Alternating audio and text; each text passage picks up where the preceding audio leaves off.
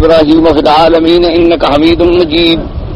قال الله تبارك وتعالى في كلامه المجيد: أعوذ بالله من الشيطان الرجيم. والذين يتوفون منكم ويذرون أزواجا وصية لأزواجهم متاعا إلى الحول غير إخراج فإن خرجن فلا جناح عليكم فيما فعلن في أنفسهن من معروف والله عزيز حكيم. وللمطلقات متاع بالمعروف حقا على المتقين كذلك يبين الله لكم آياته لعلكم تعقلون. قال المؤلف والمفسر رحمه الله تعالى: قال الأكثرون هذه الآية منسوخة بالتي قبلها وهي قوله تبارك وتعالى يتربصن بأنفسهن 4 أشهر وعشرا. اب مفسر رحمۃ اللہ علیہ سورۃ البقرہ کی ان آیات کے بارے میں فرماتے ہیں کہ اکثر مفسرین اور سلف کی رائے جو ہے وہ یہ ہے کہ یہ آیت جو ہے منسوخہ ہے. یعنی پہلے تو یہ حکم تھا کہ خاوند کے مرنے کے بعد عدت جو ہے وہ 1 سال اور 1 سال تک کا خرچہ، سکنا، نفقہ سب شوہر کے میراث سے ادا کیا جاتا تھا.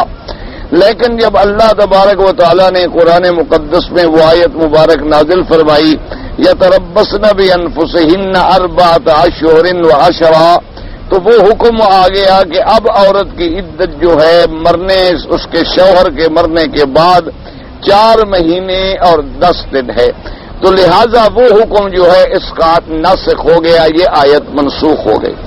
لیکن یہ بہت ساری آیات مبارکہ میں ایسی بات موجود ہے کہ مثلا اب یتربصن بانفسہن 4 اشہر وعشرا وہ آیت پہلے ہے تلاوت میں اور یہ آیت جو ہے مؤخر ہے تلاوت میں. حالانکہ جب وہ آیت ناسخ ہے اس کا مطلب ہے کہ وہ اتری تو بعد میں ہے، چونکہ اس کی ناسخ تو تب بنے گی کہ یہ حکم پہلے تھا، وہ حکم بعد میں آیا. لیکن ترتیب قرات کے اندر وہ مقدم التلاوت ہے اور یہ مؤخر التلاوت ہے. اور اس قسم کی مثالیں علماء کرام نے قرآن مقدس کی آیات مبارک میں بہت ساری پیش فرمائی ہیں، کیونکہ ترتیب نزول جو ہے وہ علیحدہ ہے اور ترتیب قرات جو ہے وہ علیحدہ ہے. اب جیسے آپ دیکھیں کہ ترتیب نزول کے اندر تو سب سے پہلی آیات ہے اقرأ باسم ربک الذی خلق. اسی طرح اس کے بعد سور ہیں یا ایھا المدثر قم فانذر، یا ایھا المزمل. لیکن باعتبار قرات کے سب سے مؤخر میں یعنی یہ آخری پاروں کے اندر یہ سور مبارکہ ہے، تو اس لیے اس کی مثالیں اور بھی قرآن مقدس کے اندر موجود ہیں. تو مفسر رحمۃ اللہ علیہ فرماتے ہیں کہ اب اکثر جو ہیں یعنی اکثریت کا جمہور کی رائے مبارک جو ہے وہ یہی ہے کہ یہ آیت جو ہے منسوخ ہو چکی ہے اور یتربصن بانفسہن 4 اشہر وعشرا وہ آیت جو ہے ناسخ ہے اس آیت کے لیے.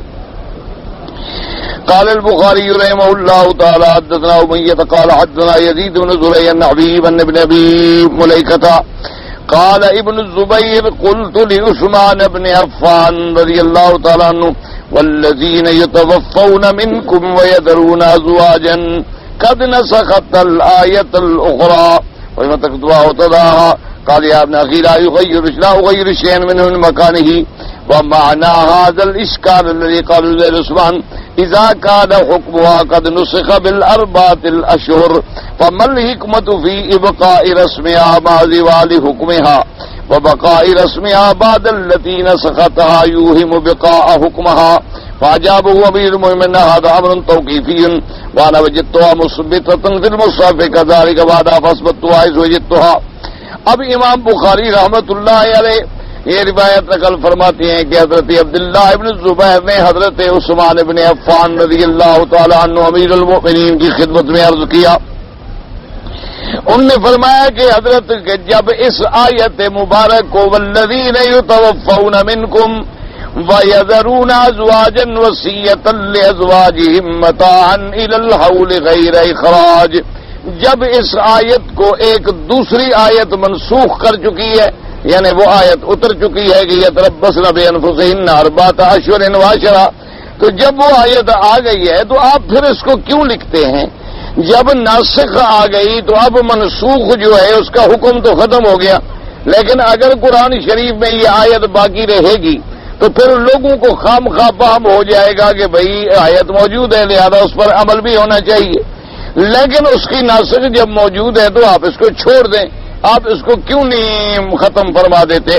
لیکن حضرت عثمان رضی اللہ تعالیٰ عنہ نے جواب میں عرض کیا، انہوں نے فرمایا کہ میرے بھتیجے بات یہ ہے کہ میں اللہ کے قرآن میں اپنی طرف سے کوئی تبدیلی نہیں کر سکتا.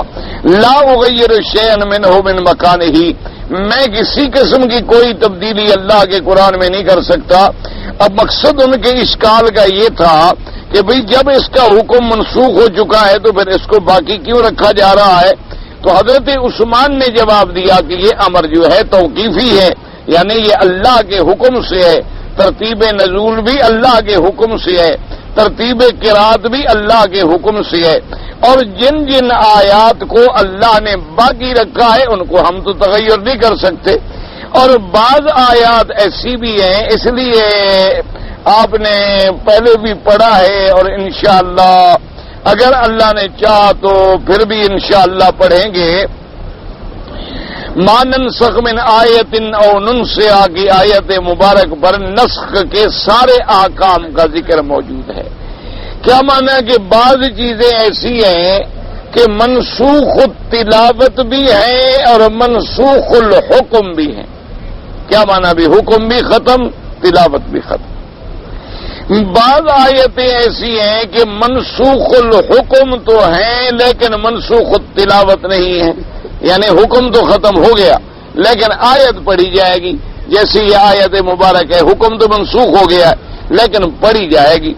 اچھا، بعض آیات ہیں منسوخ التلاوت ہیں لیکن حکم باقی ہے، یعنی تلاوت تو ان آیات کی منسوخ ہو گئی لیکن حکم جو ہے وہ قیامت تک باقی ہے.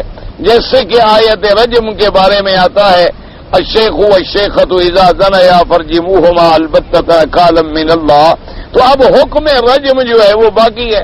حضور صلی اللہ علیہ وسلم نے بھی رجم کا حکم دیا، خلفائے راشدین نے بھی رضوان اللہ علیہم اجمعین نے بھی رجم کا حکم دیا، لیکن وہ آیت مبارک نہیں پڑھی جاتی. تو اس لیے امیر المؤمنین سیدنا عثمان رضی اللہ تعالی عنہ نے فرمایا کہ امر توقیفی لا اغیر منہا شیئا من مکانہ، کہ یہ امر توقیفی ہے اللہ کے قرآن میں کوئی تغیر نہیں کر سکتا. جو چیزیں میں نے مصحف میں پائی ہے میں ان کو اسی طرح ثابت رکھوں گا. تو اسی سے آپ اندازہ لگا لیں کہ صحابہ رضوان اللہ علیہم اجمعین کتنے محتاط تھے اور کتنا ان کے دل میں اللہ کے قرآن کی عظمت تھی کہ بھئی جو حرف جہاں ہے ہم اس میں اپنی طرف سے کوئی تبدیلی نہیں کر سکتے، نہ اس کو تبدیل کر سکتے ہیں، نہ اس کو ترک کر سکتے ہیں، نہ اس کی جگہ بدل سکتے ہیں. ورنہ وہ آیت جو تھی اس کو بعد میں کر دیتے، اس آیت کو پہلے کر دیتے، ان کا نہیں. جب اللہ نے قرآن میں یہی ترتیب پڑھائی ہے حضور پاک کو صلی اللہ علیہ وسلم کو، اور جبرائیل امین جب تک میرے مدنی سرکار کی زندگی مبارک تھی تو ہر مہینہ رمضان میں آتے اور پورے قرآن کا حضور کے ساتھ دور فرماتے تھے. یعنی جیسے آج کل حافظ ایک پڑھتا ہے ایک سنتا ہے، پھر وہ پڑھتا ہے وہ سنتا ہے، اسی طرح جبریل علیہ السلام تلاوت کرتے اور حضور علیہ السلام سنتے. اسی طرح حضور صلی اللہ علیہ وسلم تلاوت فرماتے اور جبریل علیہ السلام قرآن سنتے رہتے. اور جب آخری رمضان المبارک ہے میرے مدنی سرکار کا، یعنی اس کے بعد حضور صلی اللہ علیہ وسلم کو پھر رمضان مبارک نہیں ملا، آپ ربیع الاول میں وفات فرما گئے. تو اس میں اللہ کی شان ہے کہ حضور نے 2 دفعہ قرآن مجید ختم فرمایا، یعنی 2 دفعہ آپ نے قرآن پاک جو ہے جبریل علیہ السلام سے پڑھا اور دہرایا. حالانکہ مقصد کیا تھا، بات یاد رکھیں کہ حضور کو یہ تو خوف ہی نہیں تھا کہ قرآن بھول جائے گا، کیونکہ اللہ نے اللہ کے نبی سے تو فرما دیا تھا کہ آپ تو زبان مبارک کو بھی حرکت نہ دیں، ہم قرآن جمع کر کے آپ کے سینے مبارک میں جمع دیں گے. اللہ نے اتنی بھی حکم دے دیا کہ لا تحرک بہ لسانک لتعجل بہ ان علینا جمعہ وقرآنہ فاذا قرأناہ فاتبع قرآنہ ثم ان علینا بیانہ، کہ اے میرے نبی آپ اپنی زبان کو بھی حرکت نہ دیں، آپ صرف جب جبریل پڑھے تو قرآن سنتا رہیں، قرآن اتارنا بھی ہمارے ذمے، قرآن کو جمع کر کے آپ کے سینے میں رکھنا بھی ہمارے ذمے، اور پھر قرآن کی تفسیر پڑھانا بھی ہمارے ذمے۔ اور اسی طرح میرے اللہ نے دوسری آیت مبارک میں بھی فرما دیا سنقرئک فلا تنسیٰ، کہ اے میرے مدنی پاک ہم آپ کو ایسا پڑھا دیں گے کہ آپ پھر نہیں بھولیں گے اللہ کا قرآن۔ تو اب بھولنے کا تو کوئی خطرہ ہی نہیں تھا، لیکن حضور پاک تہجد میں دہراتے، حضور صلی اللہ علیہ وسلم جبریل علیہ السلام کے ساتھ قرآن کو دہراتے، تو وجہ کیا تھی کہ ایک تو امت کو تعلیم دینی تھی کہ اگر اللہ تمہیں قرآن نصیب کرے تو قرآن کو بار بار پڑھو، قرآن کو بار بار دہراؤ تاکہ قرآن تمہارے سینوں میں محفوظ رہے۔ اور دوسرا یہ بھی سبق دینا تھا امت کو کہ قرآن مقدس کے اندر کوئی تبدیلی، کوئی تغیر، کوئی تبدل اگر ہوگا تو پھر وہ اللہ کا نبی خود کریں گے۔ جب اللہ کے نبی نے اس میں کوئی تغیر نہیں کیا ہے تو اب قیامت تک اسی طرح قرآن پاک پڑھا جائے گا۔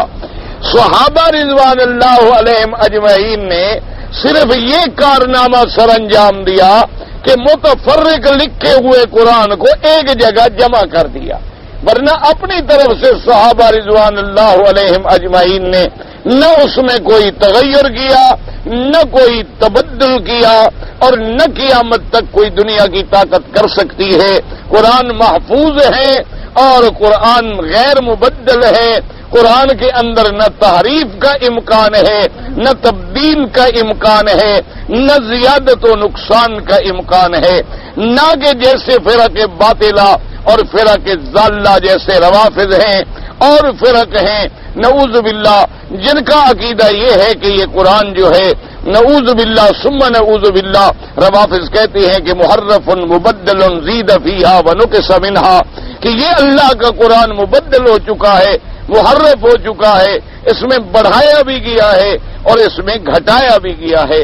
حتیٰ کہ انہوں نے ایک کتاب لکھی ہے کہ فصل الخطاب فی تحریف کتاب رب الارباب، اس کے اندر 2000 روایتیں انہوں نے نقل کی ہیں کہ یہ قرآن جو ہے یہ بدل چکا ہے اور یہ قرآن جو ہے نعوذ باللہ محرف ہو چکا ہے، بلکہ اس قرآن میں جتنی اہل بیت کی ثنا تھی، جتنی اہل بیت کی شان کی آیات تھیں وہ ساری گرا دی گئی ہیں۔ تو یہ سب ان کا خالص جھوٹ ہے۔ ان کا عقیدہ چاہے وہ لوگوں پہ ظاہر نہ کریں، لوگوں کے سامنے یہی قرآن پڑھیں گے، یہی قرآن بتائیں گے، لیکن ان کی کتابوں کے اندر ان کا یہ عقیدہ ہے کہ یہ قرآن محفوظ نہیں ہے، یہ قرآن محرف ہے، نعوذ باللہ مبدل ہے۔ ان کے مولوی جان چھڑانے کے لیے جب یہ کتابیں پیش کی جائیں تو وہ کہہ دیتے ہیں جی ہمارا ان کتابوں پہ ایمان نہیں ہے، ہم ان کتابوں کو نہیں مانتے، ہم قرآن کو مانتے ہیں۔ بھئی اگر ایمان نہیں ہے تو تم باقاعدہ فتویٰ جاری کرو گے جنہوں نے قرآن کے خلاف کتابیں لکھی ہیں وہ کافر ہیں، تم ان کتابوں کا باقاعدہ انکار کر دو۔ اگر تم نہیں مانتے ہو ان چیزوں کو، تم قرآن کو صحیح معنی میں مانتے ہو، تو تمہارا قاعدہ ہونا چاہیے کہ تمہارے جتنے مجتہد ہیں یا جتنے تمہارے آیات اللہ ہیں وہ اتفاق کر کے ایک فتویٰ جاری کر دیں کہ بھی جو قرآن کے خلاف کتابیں ہیں ہمارے نام سے لکھی گئی ہیں ہم ان کو نہیں مانتے، وہ سب کتابیں غلط ہیں، اور جو آدمی قرآن کی تعریف و تبدیل پہ ایمان رکھتا ہو وہ کافر ہے۔ تو پھر تم ایسی بات بھی نہیں کرتے اور کہتے نہیں جی نہیں ہم ان کتابوں کو نہیں مانتے، حالانکہ تمہاری اصول کی جو کتابیں ہیں جیسے اصول کافی ہے ان کے اندر بھی یہ بات موجود ہے کہ قرآن نعوذ باللہ محرف اور مبدل ہے۔ اسی طرح ان کا جو بڑا مشہور ترجمہ ہے جو مقبول نے لکھا ہے، ان کا ایک شیعی عالم گزرا ہے، اس نے اردو کا ترجمہ لکھا ہے، اس کے اندر بھی باقاعدہ اس نے یہ باتیں لکھی ہیں کہ یہ قرآن مبدل ہے، اور ان کو ان صحابہ نے جمع کیا ہے ابو بکر عمر عثمان نے کہ جن کو آل بیت سے نعوذ باللہ دشمنی تھی، اس لیے انہوں نے قرآن کو بدل ڈالا ہے۔ اور وہ کہتی ہیں کہ اصل جو قرآن ہے حضرت علی کا اور بی بی فاطمہ الزہرا رضی اللہ تعالی عنہا کا، وہ غار کے اندر ہے اور امام لے کے چھپا ہوا ہے، اسی لیے ان کے نزدیک یہ عقیدہ ہے کہ یہ زمانہ جو ہے غیبوبت کبریٰ کا ہے کہ امام اصل جو ہے وہ غائب ہے، اب یہ جتنے ہیں یہ اس کے قائم مقام ہیں اور نائب ہیں. اصل امام جو ہے وہ تو چھپا ہوا ہے، وہ آخر زمانے میں ظاہر ہوگا. پتہ نہیں کیسا امام ہے کہ دنیا تباہ ہو رہی ہے، گمراہ ہو رہی ہے ان کے عقیدے کے مطابق، لیکن امام چھپا ہوا ہے. وہ کب ظاہر ہوگا؟ جب قیامت ہو جائے گی. اور اس کے بعد اب تو الحمدللہ ثم الحمدللہ سیدنا علی رضی اللہ تعالیٰ عنہ کے اپنے قلم سے لکھا ہوا قرآن مل گیا. اور وہ قلمی قرآن جو ہے صنعاء میں یمن کے علاقے میں موجود ہے، اور الحمدللہ اس میں اور مصحف عثمان میں ایک حرف کا بھی فرق نہیں ہے. الحمدللہ ثم الحمدللہ. لیکن ایک بات ہے جو دماغوں میں بٹھا دی گئی ہے، جب جاہل کے دماغ میں بٹھا دی جاتی ہے نا جی ایک بات، وہ نہیں نکلتی جب تک اللہ ہدایت کا فیصلہ نہ کرے. آپ لاکھ لوگوں کو کہتے رہیں، سمجھاتے رہیں کہ یہ بات شریعت کے خلاف ہے، اسلام کے خلاف ہے، اور یہ باتیں جو ہیں سنت رسول پاک کے خلاف ہیں، کہہ جائیں گے بالکل ٹھیک ہے جی، سبحان اللہ، بالکل آمنا باللہ، باقی جی بالکل صحیح بات ہے، قبر پہ طواف نہیں ہونا چاہیے، قبروں پہ سجدہ نہیں ہونا چاہیے، قبروں سے نظر نیاز نہیں ہونی چاہیے، بالکل.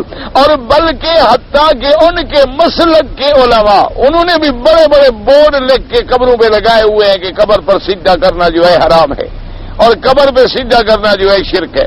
لیکن جب آئیں گے تو سب سے پہلے داخل ہوں گے اور چوکٹ پہ گر جائیں گے. حالانکہ ان کے اپنے علماء نے بھی بورڈ لگائے ہوئے ہیں کہ چلو قیامت میں تو بچیں، آخر مولوی سمجھدار ہے، سمجھتا تو ہے نا میں جہنم سے بچوں. تو اس لیے انہوں نے بورڈ بڑے بڑے لکھ کے لگا دیے ہیں کہ بھی قبر پہ سجدہ کرنا حرام ہے، غیر اللہ کا سجدہ کرنا شرک ہے. لیکن جب آئیں گے ابھی بہت دور سے ہوں گے ہاتھ باندھے اور چوکٹ پہ آ کے باقاعدہ گر جائیں گے. پھر فاتحہ پڑھنے کے بعد الٹے پاؤں چلیں گے. یعنی اللہ کے کعبے کی بھی اتنی تعظیم نہیں ہوتی جتنی قبر کی تعظیم ہوتی. اللہ تبارک و تعالیٰ کے آپ شرط لگا لیں، آپ کسی مزار پر چلے جائیں، وہاں کوئی بندہ سگریٹ کی ڈبی جیب میں ڈال کے نہیں جائے گا، کہے گا جی اللہ بزرگ کا روزہ ہے جی، مزار شریف پہ جا رہا ہوں. اللہ کے کعبے میں آئے گا تو ڈبی جیب میں ہو. آپ شرط لگا لیں، تجربہ کر لیں. اچھا کسی کو کہو کہ بھائی یہ تیسرے دن آدمی مر جاتا ہے، کل خانی وغیرہ شریعت کر گیا، ہاں جی بات تو ٹھیک ہے، لیکن کوئی مر گیا ضرور کرے گا. کوئی بہت زیادہ سمجھدار آدمی ہوگا چوتھے دن کر دے گا. اور جی 3 دن کے بعد تو نہیں کی نا ہم نے دن دیکھو جی اب چوتھا دن ہے، آج تو چوتھا دن ہے جی، یاد آپ تو شریعت میں حلال ہو گیا. اصل تو تم وہی رسم پوری کر رہے ہو چاہے جب پوری کرو. جب تمہارے عقیدے کے اندر وہ کل خانی کا بھوت دماغ میں بیٹھا ہوا ہے، تم چوتھی کو کرو، 5ویں کو کرو، 6ٹھی کو کرو. اللہ تو نیتوں کو جانتے ہیں، اللہ کو تو تم دھوکہ نہیں دے سکتے ہو. تو اصل مصیبت کیا ہے کہ جاہل کا عقیدہ جو ہے نا جی وہ ایسا خطرناک ہوتا ہے کہ جو بات اس کے دماغ میں ایک دفعہ بٹھا دی گئی ہے اس کا نکالنا جو ہے اللہ کے سوا کسی بندے کی طاقت ہی نہیں، سوال ہی پیدا نہیں ہوتا. اللہ تبارک و تعالی ہدایت دے دیں، وہ قادر ہیں. اللہ تبارک و تعالی ہدایت کے فیصلے فرما دیں. اللہ تبارک و تعالی انہیں قرآن و حدیث پہ چلنے کی توفیق عطا فرما دیں. تو اس لیے یاد رکھیں کہ جن لوگوں کے دماغ میں جب وہ پیدا ہوئے بچپن سے یہ بات بٹھا دی گئی کہ بھائی بات یہ ہے کہ اہل بیت رسول جو تھے وہ بڑے مظلوم تھے، ان پہ بڑا ظلم ہوا، بڑا ظلم ہوا. دیکھو نا جی حضور پاک کی وفات کے بعد خلافت جو تھی وہ بھی مکے والوں نے چھین لی، حضرت علی کو نہ دی. بی بی فاطمہ الزہرا کو میراث نہ دیا. بی بی فاطمہ الزہرا روتی رہی، درخواستیں دیتی رہی، لیکن نے میراث نہ دیا. اللہ کے قرآن کو انہوں نے خود بدل دیا چونکہ لکھنے والے یہی تھے. اور اقتدار حضور کے بعد ملا حضرت سیدنا ابی بکر، سیدنا عمر، سیدنا عثمان کو. حضرت علی تو بہت بعد میں آئے ہیں، لہذا انہوں نے پوری دنیا میں قرآن پھیلا دیا اور اس میں آل بیت کا حصہ نکال دیا. اب دماغ میں بیٹھا ہوا. حالانکہ یاد رکھیں کہ قرآن کی حفاظت کا وعدہ کس نے کیا ہے؟ یعنی ایک جاہل بھی سمجھ سکتا ہے. اللہ نے فرمایا کہ ہم نے قرآن اتارا ہے اور اس کی حفاظت بھی ہم. جب اللہ حفاظت کرے اس سے اگر ابو بکر عمر عثمان حفاظت خدا کو توڑ کے قرآن نکال لیں تو پھر خدا تو خدا نہ رہا. نعوذ باللہ. یعنی صحابہ، یہ تین صحابہ صرف حضرت علی سے غالب نہ آئے بلکہ نعوذ باللہ خدا پہ بھی غالب آ گئے. یعنی ایک جاہل آدمی کو بھی بات سمجھ آ سکتی ہے کہ بھئی قرآن کی حفاظت کا ذمہ حضور نے نہیں اٹھایا، اللہ کے نبی نے نہیں اٹھایا، صحابہ نے نہیں اٹھایا، قرآن کی حفاظت کا ذمہ اٹھایا ہے رب العالمین نے. اور پھر قرآن جب اتارا گیا ہے، جب جبریل وحی لے کے آئے غار حرا میں، تو اس وقت ابو بکر عمر عثمان علی کوئی بھی نہیں تھا. اور پھر 23 سال کی مدت میں جب قرآن آتا تھا تو حضور فرماتے تھے کہ یہ قرآن اترا ہے. ابو بکر عمر عثمان تو نہیں فرماتے تھے کہ یہ قرآن اترا ہے. قرآن پڑھنے والے، بتلانے والے، سمجھانے والے کون ہیں؟ محمد مصطفیٰ صلی اللہ علیہ وسلم. اچھا، حضور کی زندگی میں پورا قرآن اتر گیا. حضور کی زندگی میں اللہ کے نبی نے پورا قرآن خود پڑھ لیا، تہجد میں پڑھ لیا، رمضان میں پڑھ لیا، 7 احزاب مقرر ہو گئی، سورتوں کی ترتیب مقرر ہو گئی، سورتوں کے نام مقرر ہو گئے، ایک ایک آیت معین ہو گئی. اس میں اصحاب کے تغیر تبدل کرنے کا کوئی سوال پیدا نہیں ہوتا. اور اس کے بعد سب سے بڑی بات یہ ہے کہ جب سیدنا علی رضی اللہ تعالی عنہ تشریف لے آئے، ان کو بھی تو آخر اقتدار ملا، حکومت ملی، خلافت ملی، اور پھر وہ خود کاتب الوحی ہیں. اگر 1 منٹ کے لیے حضرت ابو بکر کے زمانے میں بھی آپ ڈر گئے، حضرت عمر کے زمانے میں بھی آپ ڈر گئے، حضرت عثمان کے زمانے میں بھی آپ ڈر گئے، لیکن جب خود کرسی اقتدار پہ بیٹھ گئے تو صحیح قرآن امت کو کیوں نہیں پہنچایا؟ پھر تو جرم حضرت علی کا بھی ہے. اس لیے یہ باتیں ایسے غلط ذاکر لوگ، جاہل لوگ دماغوں میں بٹھا دیتے ہیں. ورنہ یاد رکھیں، اللہ کا قرآن جو ہے محفوظ ہے، اللہ کا قرآن غیر محرف ہے، غیر مبدل ہے، اور قیامت تک اس میں نہ کوئی زیادتی کر سکتا ہے نہ کوئی گھٹا سکتا. اگر اللہ کے قرآن کے بدلنے کی یعنی حفاظت اللہ کی نہ ہوتی، سب سے پہلے قرآن کو یہودی بدل دیتے، سب سے پہلے اللہ کے قرآن کو نصرانی بدل دیتے. ان کے پاس طاقت بھی ہے، اقتدار بھی ہے، حکومت بھی ہے، قوت بھی ہے، دولت بھی ہے، پوری دنیا جہان کے فلاسفر بھی ہیں، پوری دنیا جہان کے بڑے بڑے اسکالر بھی ہیں، پوری دنیا جہان کے بڑے بڑے لغت کے ماہرین بھی ان کے ہاتھ میں ہیں، اور رشدی ملعون جیسے اور تسلیمہ نسرینہ خبیثہ جیسے لوگ بھی ان کے ہاتھ میں ہیں. اگر جرأت ہوتی تو اللہ کے ایک قرآن کی آیت کو بدل دیتے. تو اس لیے ہمیشہ یاد رکھیں. اب دیکھیں کہ سیدنا عثمان رضی اللہ تعالی عنہ کے سامنے جب یہ بات آئی، حالانکہ عبداللہ ابن زبیر رضی اللہ تعالی عنہ کی بات بھی یہ تھی کہ امیر المومنین جب یہ آیت منسوخ ہو چکی ہے، پہلے حکم تھا کہ خامد مر جائے، عورت کی عدت کتنی تھی؟ 1 سال. اللہ نے دوسرا حکم دے دیا کہ اب 4 مہینے اور 10 دن. تو یہ حکم ختم ہو گیا. انہوں نے کہا جب یہ حکم ختم ہو گیا ہے، یہ منسوخ الحکم ہے، تو پھر اس آیت کو لکھنے کی کیا ضرورت ہے قرآن میں، جب اس آیت پہ عمل بھی نہیں ہو رہا، آیت منسوخ ہو گئی. لیکن حضرت عثمان نے فرمایا یا ابن اخی، اے میرے بھائی کے بیٹے، اے میرے بھتیجے، لا اغیر من مکانہ شیئا، اللہ کے قرآن کا ایک حرف میں اس کی جگہ سے بدل نہیں سکتا. جو قرآن میں موجود ہے وہ موجود ہے، جو اللہ نے خود بخود ذہنوں سے اٹھا لیا ہے وہ اللہ کی مرضی ہے. اس لیے اللہ نے فرمایا کہ ہم جب چاہتے ہیں قرآن کی ایک حکم کو منسوخ کر دیتے ہیں، اس کے بجائے دوسرا حکم بھیجتے ہیں. اور فرمایا ہم اگر چاہتے ہیں تو ایسا منسوخ بھی کرتے ہیں کہ او ننسیا، کہ میرے مدنی ہم آپ کے دماغ سے وہ بات بھلا دیتے ہیں، وہ آیت آپ کے دماغ میں ہی نہیں رہے گی. تو اگر اللہ تبارک و تعالی چاہیں تو وہ کر سکتے ہیں، لیکن میں کسی آیت کو بدلنے کا اختیار نہیں رکھتا. تو اس لیے یاد رکھیں، یہ الف سے لے کر والناس تک جنہیں سورت الفاتحہ، سورت البقرہ، سورت آل عمران، سورت النساء، سورت مائدہ، سورت انعام، سورت الانفال، سورت براءہ، یہ جتنی سورتوں کی ترتیب ہے یہ اللہ کے حکم سے ہے، یعنی یہ کسی انسان کے حکم سے نہیں ہے۔ اسی طرح جب قرآن اترا تھا تو وہ ترتیب بھی اللہ کے حکم سے تھی، اللہ کے نبی کے حکم سے بھی نہیں تھی، لہذا کوئی قرآن میں تغیر اور تبدل جو ہے نہیں کر سکتا۔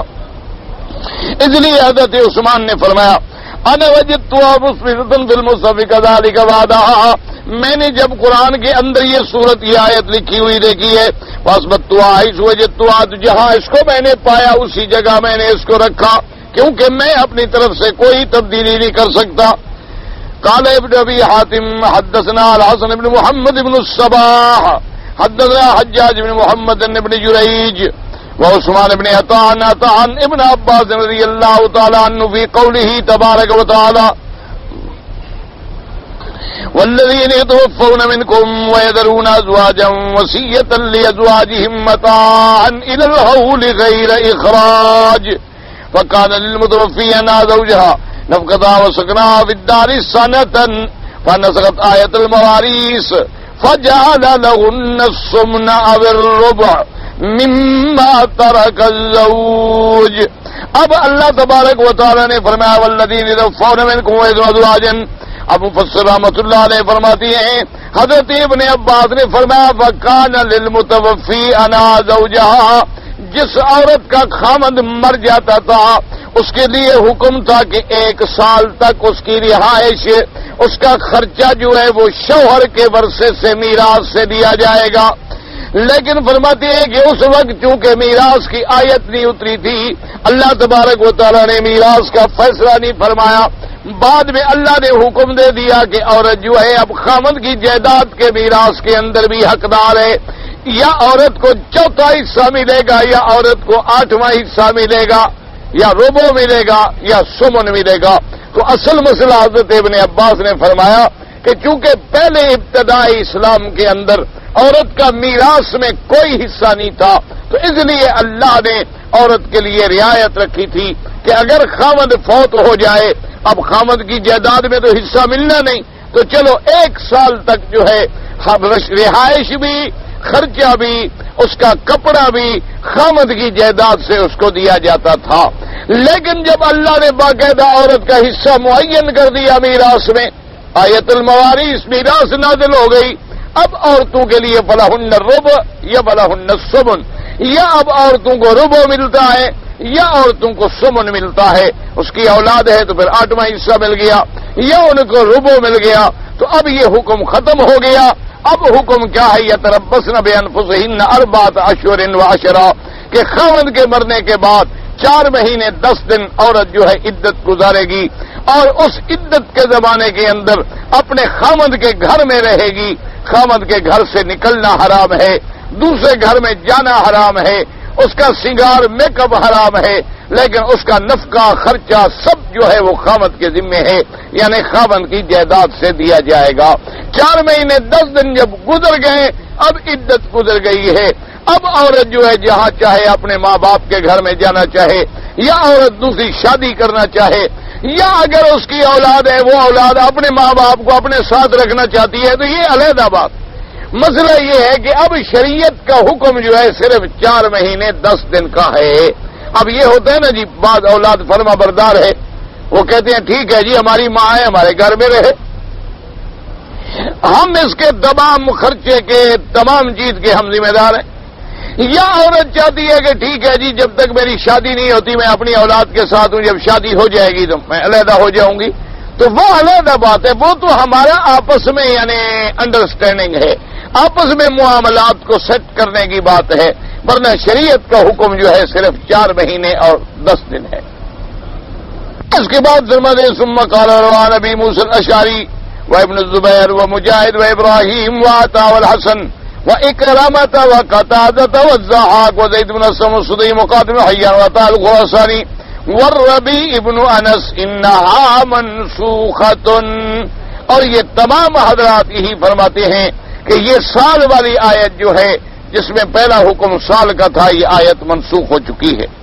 وروا من طریق علی ابن ابی طلحہ ابن عباس قال كان الرجل اذا مات وترك امراته اعتدت سنة في بيته ينفق عليها من ماله. اور اتفاق کی بات یہ ہے کہ ابتدائی اسلام میں بھی یہی حکم تھا اور زمانے جاہلیت میں بھی یہی حکم تھا. یعنی اسلام سے پہلے بھی عورت جو ہے اگر خاوند مر جاتا تھا تو اس کی عدت جو ہے 1 سال تھی. لیکن فرق یہ ہے کہ جاہلیت کے زمانے میں عورت اگر حیض میں ہوتی یا نفاس میں ہوتی یا خاوند کے مرنے کی عدت میں ہوتی تو اس کو گھر سے نکال دیتے تھے باہر، کسی دوسرے کمرے میں گھر سے دور ہو اس میں رکھتے تھے. اس کا برتن بھی علیحدہ، کھانا بھی علیحدہ، کپڑے بھی علیحدہ، اس کو کوئی ملتا نہیں تھا. سمجھتے تھے منحوس ہے، اس پہ برائی کا سایہ ہو گیا ہے. اور 1 سال گزرنے کے بعد جو ہے وہ عورت پھر اپنی عدت گزارتی تھی اور باہر آتی تھی، ورنہ پورا 1 سال سیاہ کپڑے پہنے اور علیحدہ پڑی ہوئی ہے، معاشرے سے کٹی ہوئی ہے. اسلام نے کہا خبردار، یہ کوئی سوگ نہیں. بس سوگ کا معنی یہ ہے کہ عورت زیور نہ پہنے، میک اپ نہ کرے، سنگار نہ کرے، فیشن نہ کرے، گھر سے باہر نہ نکلے، اپنے گھر کے اندر رہے، سادہ لباس اختیار کرے. 4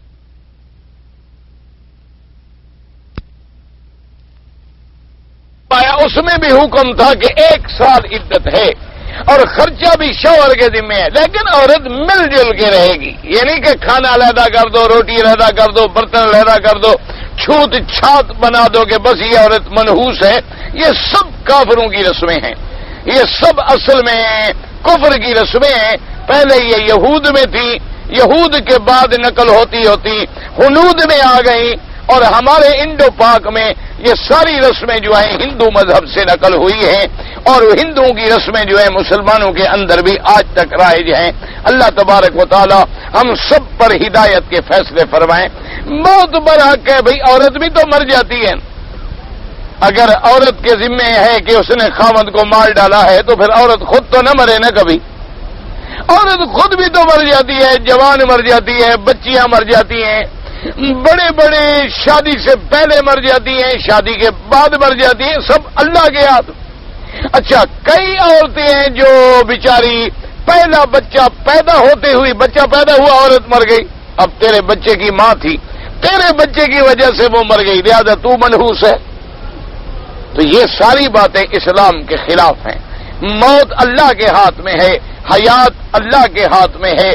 اللہ تبارک و تعالی نے اس عالم کو پیدا کرنے سے پہلے فیصلے فرما لیے تھے کہ کون کب پیدا ہوگا، کب مرے گا، کہاں مرے گا، کتنی مدت زندہ رہے گا، اچھا ہوگا کہ برا ہوگا. یہ سارے فیصلے جو ہے تقدیر کا قلم پہلے لکھ چکا ہے. لہذا کسی کو کہنا کہ اس عورت کی وجہ سے مر گیا، یہ عورت منحوس ہے، یہ عورت ہمارے بچے کو کھا گئی، اس نے 2 شادیاں کی، دونوں خاوند مر گئے، اب تیسرا کرے گا تو تیسرا بھی مر جائے گا، یہ سب کافروں کے عقیدے ہیں. ثم انزل الله بعد والذين يتوفون منكم ويذرون ازواجا يتربصن بانفسهن 4 أشهر و10 فهذه عدة المتوفين زوجها الا ان تكون حاملا فعدتها ان تضع ما في بطنها. اب اللہ نے حکم دے دیا کہ جس کا خاوند مر جائے اس کی عدت کیا ہے؟ 4 مہینے 10 دن. ہاں مگر عورت حاملہ ہے، پیٹ ہے، بچہ ہے پیٹ میں، اس کی عدت کیا ہے؟ وضع حمل. جب بچہ پیدا ہو جائے گا تو عدت خود بخود گزر جائے گی. اچھا، یہ بھی بات یاد رکھیں کہ بعض صحابہ سے ایک قول دوسرا بھی نقل ہے. تو کیا ہے کہ مثلا ایک آدمی کا خاوند مر گیا، عورت کا، عورت ہے حاملہ، اب وضع حمل ہوگی 6 مہینے کے بعد، تو وہ فرماتے ہیں اب عدل اجلین، تو بھئی 6 مہینے وضع حمل تک عدت گزار. اچھا، اگر وضع حمل ہو رہی ہے 1 مہینے کے بعد، کبھی یہ بھی تو ہو جاتا ہے نا بھی خاوند تو مر گیا، خاوند کے مرنے کے 1 مہینے کے بعد عورت کا بچہ پیدا ہو گیا، تو اب بعض صحابہ کہتے ہیں اب عدل اجلین کہ 4 مہینے 10 دن گزارے، کیونکہ 1 مہینہ جو ہے یہ کم مدت ہے اور 4 مہینے 10 دن جو ہے وہ زیادہ مدت ہے. لیکن جمہور کا عمل کیا ہے؟ یاد رکھو قرآن و سنت کے مطابق کہ نہ، اگر عورت حاملہ نہیں ہے تو عدت کتنی گزارے گی؟ 4 مہینے اور 10 دن۔ اگر عورت حاملہ ہے، جب وضع حمل ہو جائے عدت ختم، چاہے 1 مہینے کے بعد ختم ہو جائے، چاہے 2 مہینے کے بعد ختم ہو جائے، چاہے 9 مہینے لگ جائے، اللہ کے ہاتھ میں ہے۔ تو جب اس کا وضع حمل ہو جائے گا تو عدت جو ہے وہ خود بخود ختم ہو جائے گی۔ حاملہ عورت کی عدت کیا ہے کہ وَأُولَاتُ الْأَحْمَالِ أَن يَضَعْنَ حَمْلَهُنَّ، اللہ نے فرمایا حمل والی عورتوں کی عدت کیا ہے کہ وہ وضع حمل ہو جائے، ان کی ولادت ہو جائے بچے کی۔ اس لیے فرماتے ہیں کہ فَهَذِهِ عِدَّةُ الْمُتَوَفِّيَ زَوْجُهَا، یہ 4 مہینے 10 دن جو ہے یہ عدت ہے۔ إِلَّا أَن تَكُونَ حَامِلًا، ہاں مگر عورت اگر حاملہ ہے، فَعِدَّتُهَا أَن تَضَعَ مَا فِي بَطْنِهَا، اس کی عدت کیا ہے کہ وہ وضع حمل ہو جائے، جب بچہ پیدا ہو جائے گا عدت گزر جائے گی۔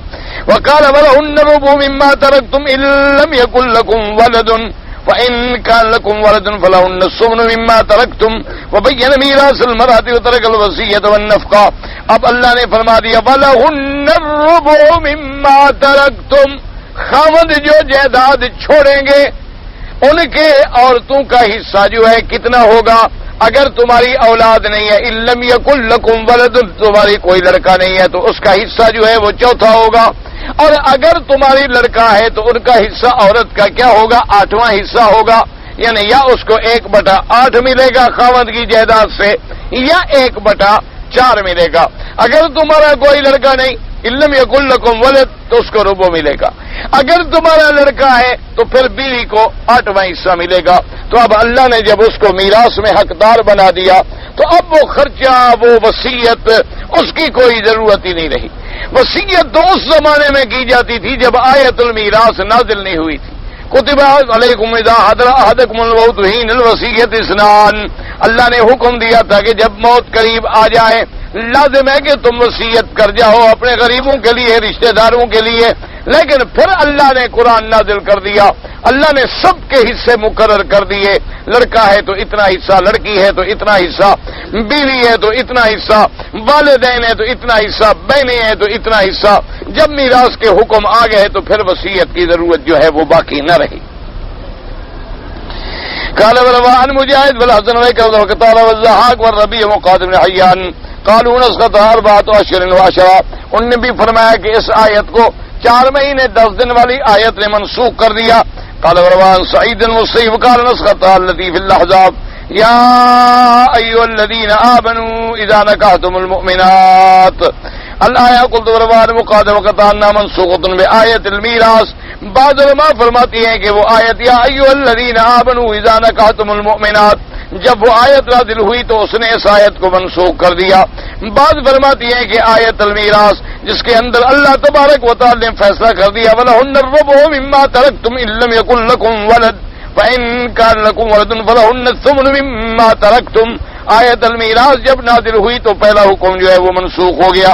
وقال البخاری حدثنا اسحاق بن منصور قال حدثنا شبل بن ابي نجيح المجاهد والذين يتوفون منكم ويذرون ازواجا قال كانت هذه المعتدة تعتد عند اهل زوجها واجب فانزل الله والذين يتوفون منكم ويذرون ازواجا وصية لازواجهم متاعا الحول غير اخراج وان خرجنا فلا جناح عليكم فيما فعلن في انفسهن من معروف قال جعل الله تمام السنة 27 ليلة وصية إن شاءت سقط في وصية وإن شاءت خرجت، وهو قول الله تبارك وتعالى غير إخراج فإن خرجنا فلا جناح عليكم فالعدة كما هي واجب عليها۔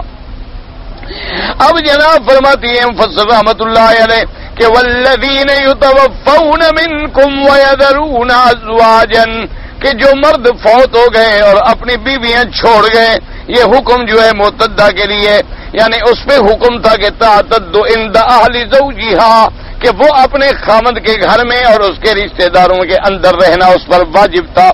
پھر اللہ نے حکم جاری فرما دیا والذین یتوفون منکم ویذرون ازواجا وصیۃ لازواجہم متاعا الی الحول غیر اخراج، اللہ نے فرمایا کہ خامند کو چاہیے کہ وہ وصیت کر جائے کہ میرے مرنے کے بعد میری بیوی جو ہے 1 سال تک وہ میرے گھر میں رہے گی، اس کا خرچہ نفقہ سکنا سب جو ہے میرے میراث سے دیا جائے گا. کیا مطلب سمجھیں؟ پہلا حکم تو یہ تھا کہ بھئی وہ 1 سال تک لازم عدت گزارے خاوند کے گھر میں. اب دوسرا حکم کیا تھا؟ دوسرا حکم یہ تھا کہ بھی تم یہ وصیت کر دو فَإِنْ خَرَجْنَا، اگر وہ عورت خود باہر جانا چاہے، وہ کہے جی میں خاوند کے گھر میں نہیں رہتی. کیوں؟ بعض عورتیں ایسی ہیں نا کہ ان کی اولاد ہی نہیں ہوتی. اب جب اولاد نہیں ہے، خاوند مر گیا ہے، خاوند کے باقی بھائی جو ہیں یا ماں جو ہے ان سے بنتی نہیں عورت کی، وہ کہتی جی میں تو نہیں رہتی.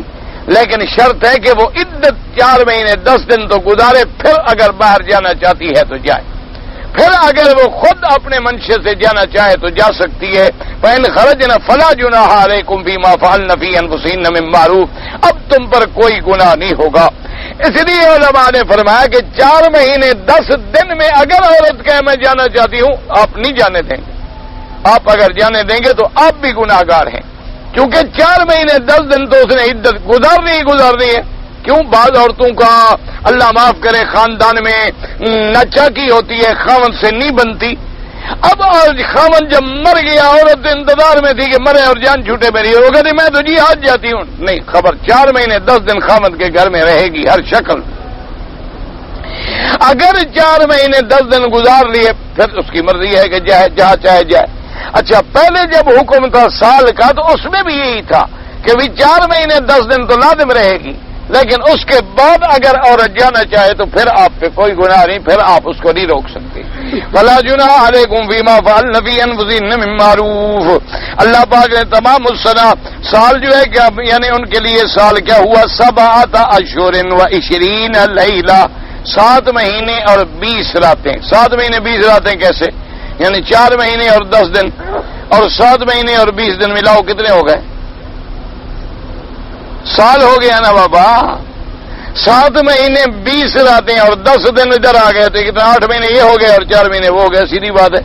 تو معنی یہ ہے کہ اب عورت کا سال کتنے کا ہے؟ 7 مہینے 20 راتوں کا، کیونکہ 4 مہینے 10 دن تو اس نے لازماً خاوند کے گھر میں گزارنے ہیں نا، اس میں تو وہ باہر نکل ہی نہیں سکتی ہے. اگر 4 مہینے 10 دن گزارنے کے بعد وہ جانا چاہتی ہے تو اس پہ تم پر کوئی گناہ نہیں ہے. عظیم وزیر رحمۃ اللہ علیہ فرماتی ہیں وَإِنْ شَاءَتْ خَرَجُوا قَالَ اللَّهُ تَعَالَى غَيْرَ إِخْرَاجٍ فَإِنْ خَرَجْنَ فَلَا جُنَاحَ عَلَيْكُمْ. اگر وہ عورتیں خود جانا چاہیں اپنے شوہر کے گھر سے، اپنے خاوند کے گھر سے، تو پھر تم پہ کوئی گناہ نہیں ہے. فَالْعِدَّةُ كَمَا هِيَ وَاجِبٌ عَلَيْهَا. زمدار کا مجھے رحمہ اللہ تعالیٰ وقالا تھا قال ابن عباس نسخت عدت عند اہلیہ فتعتد حیث شاءت وهو قول اللہ تبارک تعالیٰ غیر اخراج. حضرت ابن عباس رضی اللہ تعالیٰ عنہ کا ایک قول مبارک یہ بھی ہے کہ جب اللہ نے فرما دیا کہ غیر اخراج، کہ تم عورت کو عدت کے اندر اس کے گھر سے نہ نکالو، لیکن اگر عورت خود جانا چاہے تو کوئی حرج نہیں. اس لیے حضرت ابن عباس فرماتے ہیں یہ ضروری نہیں کہ وہ خاوند کے گھر میں عدت گزارے، بلکہ عدت گزارنا تو ضروری ہے، لیکن دوسری جگہ چاہے تو گزار سکتی ہے. لیکن یاد رکھو جمہور کا مسئلہ یہی ہے، اور جمہور ائمہ، جمہور محدثین، جمہور مفسرین یہ ہوتا ہے کہ بعض اقوال ہوتے ہیں، قول ہوتا ہے. مثلا حضرت ابن عباس کا ایک قول ہے، پہلے تو یہ دیکھنا پڑے گا کہ واقعی وہ قول حضرت ابن عباس سے ثابت بھی ہے کہ نہیں ہے. اچھا، حضرت ابن عباس کا ایک قول ہے لیکن بعد میں آپ نے بھی رجوع فرما لیا، تو لہذا اصل دیکھنا یہ پڑتا ہے. یہی وجہ ہوتی ہے کہ ہمارے عام بھائی جو ہیں، اردو دان طبقہ جو ہے، وہ بعض قرآن پڑھتے ہیں یا حدیث پڑھتے ہیں، اس میں ایک قول ان کے دماغ میں آ جاتا ہوگا جی میں نے کتاب میں پڑھا ہے لکھا ہو، حالانکہ ان کو یہ پتہ نہیں ہوتا کہ بھئی یہ تو ایک قول ہے، فتویٰ جمہور کے قول پہ ہے. اچھا، اسی طرح کوئی کتاب پڑھ لیں گے تو کہیں گے جی امام ابو حنیفہ رحمۃ اللہ علیہ فرماتے ہیں. اب یہ نہیں دیکھیں گے بھی یہ کون کہہ رہا ہے، کون آدمی نقل کر رہا ہے کہ امام ابو حنیفہ فرماتے ہیں. نقل کرنے والا کون ہے؟ وہ ان کے مسلک کا ہے، وہ ان کا مخالف ہے. اور پھر جس کتاب میں نقل کیا گیا وہ سند ٹھیک ہے، سند ضعیف ہے، اور پھر کیا ان کے نزدیک فتویٰ اس قول پہ ہے. اسی طرح امام احمد ابن حنبل رحمۃ اللہ علیہ ان کے کئی اقوال نقل کیے جاتے ہیں، لیکن ان کے جو صاحب لوگ ہیں جو مذہب امام احمد ابن حنبل کو سمجھنے والے ہیں رحمت اللہ علیہ، ان کو دیکھنا پڑے گا کہ بھی ان کا حنابلہ کا فتویٰ کس قول پہ ہے۔ اسی طرح امام شافعی رحمت اللہ علیہ کے دو قول ہوتے ہیں کتابوں میں، ایک قول جدید ہے، ایک قول قدیم ہے۔ تو اب اصحاب شافعی رحمت اللہ علیہ کو دیکھنا پڑے گا کہ امام شافعی رحمت اللہ علیہ کی مستند کتاب فقہ میں کون سی ہے اور ان کا فتویٰ جو ہے وہ کس قول پہ ہے۔ اسی طرح حضرت ابن عباس کا قول ہے۔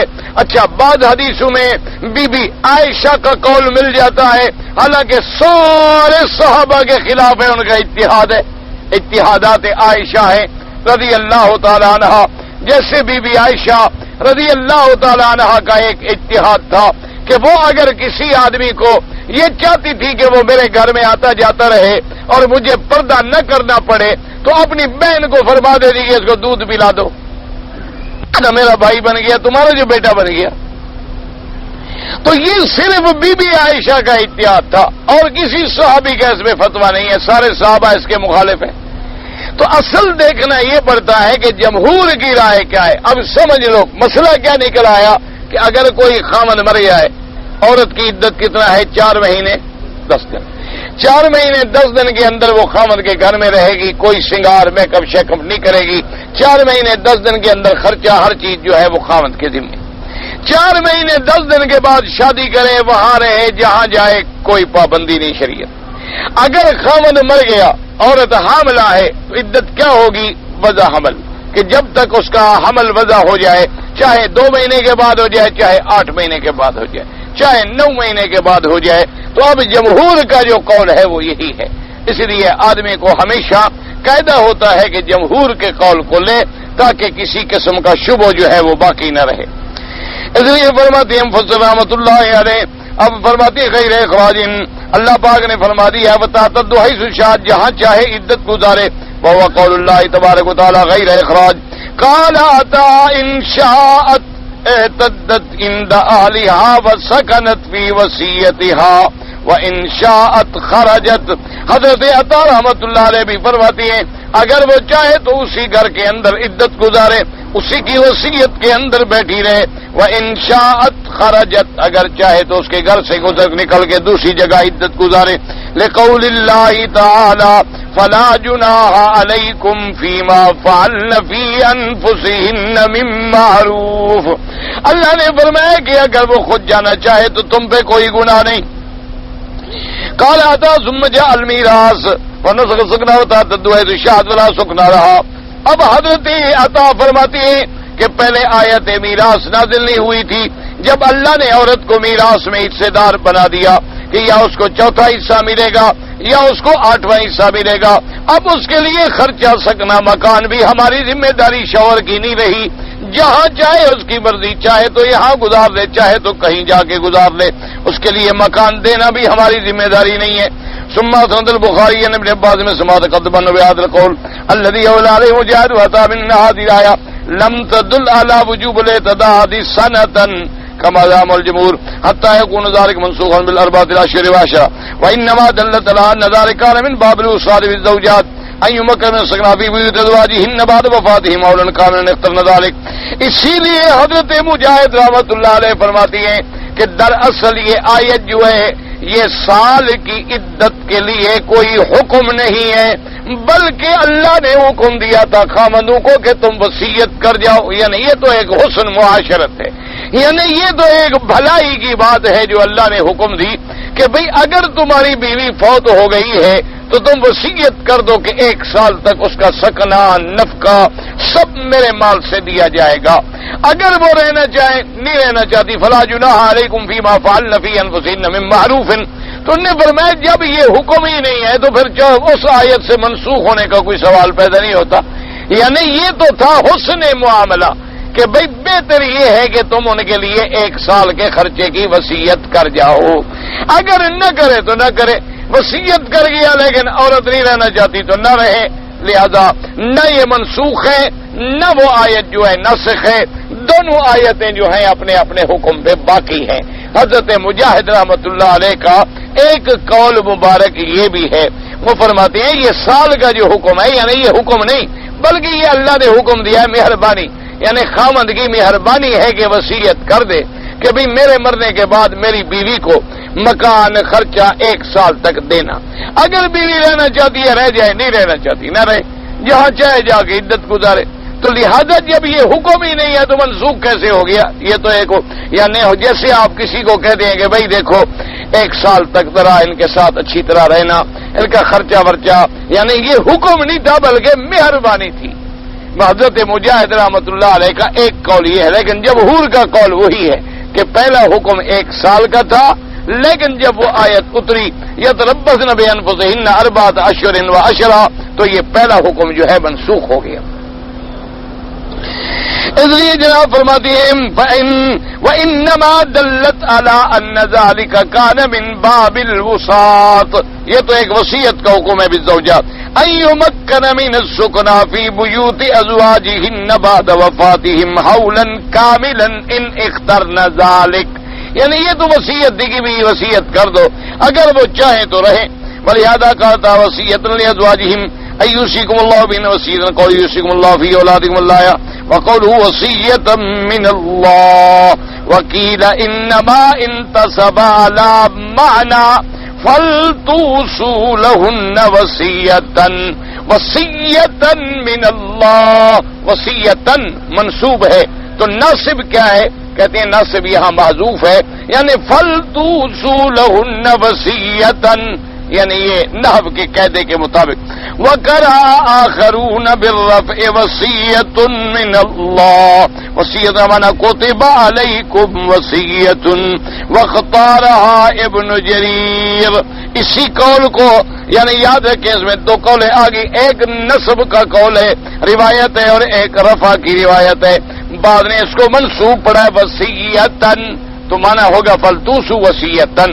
بعد نے پڑھا وصیۃ بالرفع وصیۃ من اللہ کتب علیکم وصیۃ من اللہ. ابن جریر رحمۃ اللہ علیہ نے اس دوسرے قول کو پسند فرمایا ہے.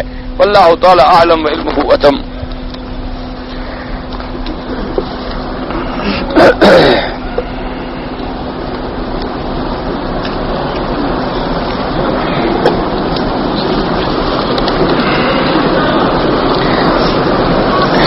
طواف کے نفل کے بارے میں پوچھا ہے کسی صاحب نے کہ بھئی وہ مقام ابراہیم پہ زیادہ ثواب ہے یا حتیم میں پڑھنے کا زیادہ ثواب ہے. سب سے پہلے تو آپ یہ بات سمجھیں کہ طواف کی 2 رکعت جو ہیں یہ امام ابو حنیفہ رحمۃ اللہ علیہ کے نزدیک تو واجب ہیں، یعنی نفل نہیں، سنت نہیں، بلکہ واجب ہیں، یعنی کسی حال میں نہیں چھوڑی. حتیٰ کہ اگر رہ جائیں تو امام ابو حنیفہ رحمۃ اللہ علیہ کے نزدیک ان کا قضا کرنا بھی ضروری ہے چونکہ واجب ہے، جیسے ان کے نزدیک وتر واجب. باقی ائمہ کرام فرماتے ہیں کہ رکعتیں طواف جو ہیں یہ سنت ہے. رکعتیں طواف جو ہیں یہ سنت ہیں، یعنی یہ واجب نہیں ہیں بلکہ سنت ہیں. اگر آدمی نے پڑھا ہے تو اس کے لیے ثواب ہے. اگر خدا نہ خواستہ ایک آدمی نے طواف کیا ہے اور 2 رکعت نہیں پڑھ سکا یا بھول گیا یا رہ گئی، وہ کہتے ہیں طواف مکمل ہو گیا، طواف میں کوئی حرج نہیں. ایک بات تو پہلے آپ یہ سمجھ. اب اس کے لیے افضل مقام جو ہے وہ ہے مقام ابراہیم. یعنی جب آدمی طواف مکمل کر لے تو افضل یہ ہے کہ حضور صلی اللہ علیہ وسلم نے بھی 2 رکعت جو ہے مقام ابراہیم پہ پڑھی، اور اللہ کے قرآن میں بھی یہ بات موجود ہے وَاتَّخِذُوا مِن مَّقَامِ إِبْرَاهِيمَ مُصَلًّى. تو اس لیے ہمیشہ یاد رکھیں. اچھا، مقام ابراہیم کا معنی یہ ہوتا ہے کہ جہاں مقام ابراہیم ہے اس کے پیچھے کھڑے ہو جائیں. قریب جگہ ملے تو ٹھیک ہے، جہاں جگہ ملے کھڑے ہو جائیں، تاکہ مقصد یہ ہے کہ مقام ابراہیم بطور مصلی آپ کے آگے آ گیا. اب اس کے بعد اگر مقام ابراہیم پر جگہ نہیں ہے، ازدحام ہے، رش ہے، تو پھر حتیم میں آپ مرضی ہے پڑھ لیں، کیونکہ حتیم جو ہے یہ بھی کعبۃ اللہ کے اندر کا حصہ ہے، داخل کا حصہ ہے. جو آدمی حتیم میں نماز پڑھتے ہیں گویا اس نے کعبۃ اللہ کے اندر نماز پڑھی ہے. تو لہذا سب سے پہلے تو 2 رکعت پڑھیں مقام ابراہیم کے پیچھے. اگر وہاں جگہ نہ ملے تو پھر پڑھیں حتیم. اگر حتیم میں بھی رش ہے، آپ نے جانا ہے، تو پھر جو طواف کی جگہ یہ ساری بنی ہوئی ہے مطاف جس کو کہتے ہیں، جہاں مرضی آئے 2 رکعت پڑھ لیں۔ اچھا حج کا زمانہ ہے، مطاف میں بھی رش ہے، تو پوری مسجد الحرام میں جہاں مرضی آئے کھڑے ہو کے 2 رکعت پڑھ لیں۔ اچھا اگر فرض محال کسی نے مسجد الحرام میں بھی نہیں پڑھی، گھر گیا یاد آ گئی اپنے مکان میں وہی کھڑے کھڑے پڑھ لی، تب بھی جائز ہے، کوئی حرج نہیں۔ تو لہذا افضل یہ ہے کہ مقام ابراہیم پہ پڑھی جائیں، مقام ابراہیم پہ نہ ہو تو حتیم میں نہ ہو تو پورے مطاف میں، ورنہ پوری مسجد الحرام میں جہاں پڑھیں سب اللہ تبارک و تعالیٰ قبول فرما لیتے ہیں۔ کہتے ہیں جی کہ حرم شریف میں زیادہ فضیلت نماز پڑھنے کی کس جگہ ہے؟ اگر آپ اکیلے پڑھیں تو پھر حتیم کے اندر، چونکہ وہ کعبے کے اندر کا حصہ، اور اگر جماعت کے ساتھ نماز پڑھیں تو میرے مدنی سرکار صلی اللہ علیہ وسلم آپ جب تک مکے میں تھے زیادہ نماز آپ پڑھتے تھے بین الرکنین، یعنی حجر اسود اور رکن یمانی کے درمیان، تو آپ زیادہ نماز مبارک جو ہے اسی طرف پڑھتے تھے۔ یہ کعبہ بھی درمیان میں آتا تھا، رخ جو ہے آپ بیت المقدس کو کرتے تھے۔ اسی طرح پھر مقام ابراہیم ہے، پھر حتیم ہے، مطاف ہے۔ تو بہرحال مسجد الحرام میں سب سے زیادہ پھر افضلیت کے مقام جو ہیں وہ یہ ہیں، باقی تو اللہ پورے حرم میں جہاں نصیب فرما دے۔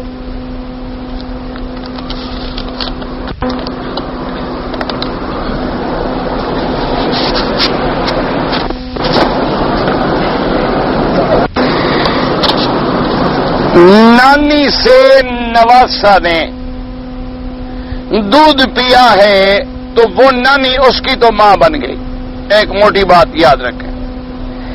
اب سوال یہ ہوتا ہے کہ خالہ زاد بہن یعنی اس نانی کی جو لڑکی ہوگی نا وہ اس کی خالہ بنے گی نا، اس کی ماں نانی بنے گی، اس کی بیٹی جو ہے وہ خالہ بنے گی۔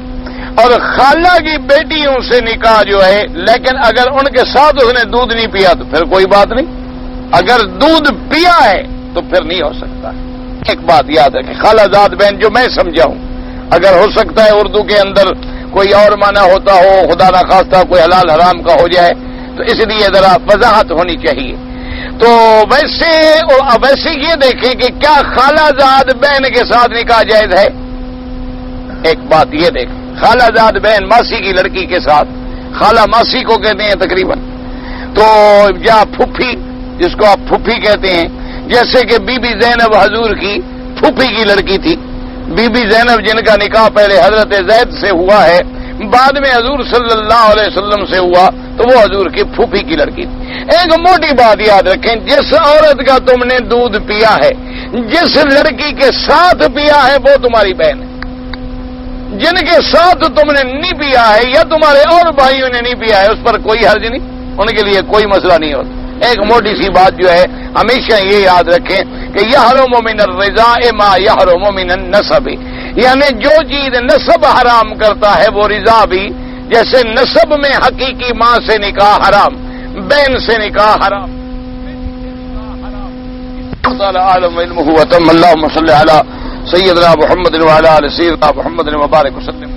یا اللہ یا رحمان یا رحیم۔ ایک بات یاد رکھا ہے کہ ہر میں دوست کو کئی دفعہ میں نے عرض کیا ہے، اب پھر عرض کرتا ہوں کہ ایک رضا کا مسئلہ جو کریں، کیونکہ ہر عالم جو ہے نا اپنے ماحول کو سمجھتا ہے۔ مثلا بعض باتیں کے اندر پھیلی ہوئی ہیں جو بنگالیوں میں نہیں ہے، بعض چیزیں پنجابیوں میں ہیں سندھیوں میں نہیں ہے، بعض پٹھانوں میں ہیں پنجابیوں میں نہیں ہے۔ بعض عادات ایسی بن جاتی ہیں اور بعض رشتے ایسے ہوتے ہیں اور بعض اصطلاحات ایسی ہوتی ہیں کہ جن کوئی نہ کوئی غلطی کر لے گا۔ اچھا مجھے تو بالکل رشتوں کا پتہ ہی نہیں لگتا، ایک موٹی بات یاد ہے، سچی بات جو ہے، میں نعوذ باللہ یعنی کوئی ایسی بہانہ نہیں بنا رہا، یعنی میں دیانتداری سے کہہ رہا ہوں، مجھے بالکل پتہ نہیں لگتا کہ یہ خالہ زاد ہے، پھوپھی زاد ہے، ماموں زاد ہے، چاچا زاد ہے، میں ہاں کر لیتا، اچھا ٹھیک ہے، ورنہ حقیقت مجھے پتہ نہیں ہوتا۔ اس لیے یعنی دیانتداری کیوں، یہ حلال حرام کے مسئلے، یہ ایسے دیکھو نا، ایک آدمی نے طواف کیا بھول گیا، چلو پھر کر لے گا، ایک آدمی نے طواف کیا غلطی ہو تو چلو دوبارہ طواف کر لے گا نا، حل تو موجود ہے نا، صفا مروہ کیا غلطی کر گیا، چلو بھی دوبارہ دوڑ لو، دوبارہ دوڑ لے گا۔ عمرہ کیا بیچارہ بھول گیا، اچھا بھی عمرہ قضا کر لو، ہو جائے گا۔ لیکن خدا نہ کہتا جس عورت کے ساتھ نکاح حرام ہو اور مولوی بھول کے کہہ بیٹھا کہ جائز ہے، تم نے نکاح کر لیا تو ساری زندگی زنا ہوتا رہے گا، اولاد بھی زنا سے پیدا ہوتی رہے گی۔ اس لیے یہ بڑے اہم مسائل ہوتے ہیں، نکاح کے مسئلے، طلاق کے مسئلے اور رضا کے مسئلے۔ اس کے لیے ہمیشہ ایک عادت بنا لیں کہ اپنے علاقے کے ذمہ دار عالم سے، یہ نہیں کہ جو داڑھی رکھے ہوئے ہو وہ عالم ہے نا، وہ علماء جو مدرسوں میں باقاعدہ قرآن حدیث کا درس دیتے ہیں یا مفتی ہے۔ اگر آپ مکے میں ہیں، مدینے میں ہیں، سعودی عرب میں ہیں تو دارالافتاء سے رجوع کریں اور اپنے اپنے علاقے کے قاضی اور محکمے میں رجوع کریں۔ کیوں؟ ان کا ان مسئلوں میں رات دن تجربہ ہوتا ہے، رات دن مسئلے آتے ہیں ان کے پاس، ایک ایک جزئی ان کو یاد ہوتی ہے، ماشاءاللہ شیشے کی طرح بیٹھے ہوئے ہوتے ہیں۔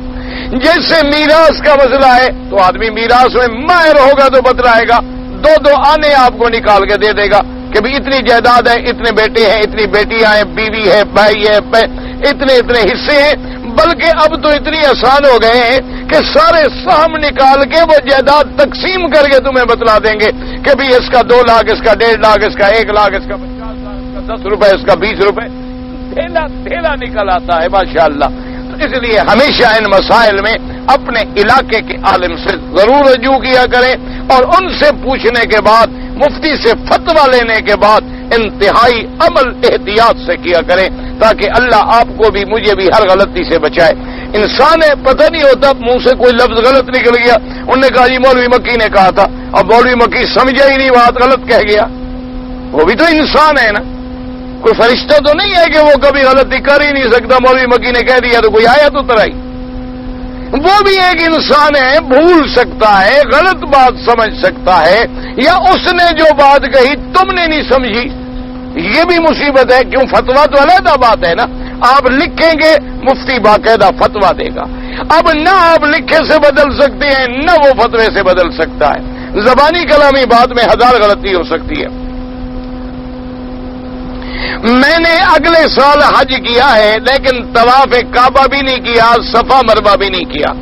ماشاءاللہ، میرا حج قبول ہوگا کہ نہیں ہوگا؟